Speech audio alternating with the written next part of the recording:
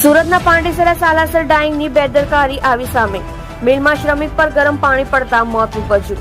પાંડેસરા જેઆઈડીસીમાં આવેલી મિલમાં જેટ મશીનમાં ઉકળતું પાણી શ્રમિક યુવક પર પડતા ગંભીર રીતે દાઝ્યો હતો, જેને સારવાર માટે ખાનગી હોસ્પિટલ લઈ ગયા હતા, જ્યાં તેનું મોત થયું હતું. પ્રાપ્ત માહિતી મુજબ પાંડેસરાના વડોદ પાસે ગણેશનગરમાં રહેતા સચિન રામકિશોર યાદવ ઉંમર 18 જેઆઈડીસીમાં આવેલ સાલાસર ડાઇંગ મિલમાં કામ કરી પરિવારને આર્થિક રીતે મદદરૂપ થતો હતો. દરમિયાન ગત તારીખ 21મીએ વહેલી સવારે મિલના જેટ મશીનમાં પાણી ઉકાળવાનું કામ કરતી વહેલા અચાનક પાણી તેના પર પડ્યું હતું, જેને પગલે સચિન ગંભીર રીતે દાઝી ગયો હતો, જેથી તાત્કાલિક 7 કામદારો દોડી આવ્યા હતા અને દાઝેલા સચિનને સારવાર માટે ખાનગી હોસ્પિટલ લઈ ગયા હતા. સચિનનું સારવાર દરમિયાન બુધવારે સાંજે મોત નીપજ્યું હતું. પાંડેસરા પોલીસે આ મામલે તપાસ હાથ ધરી છે.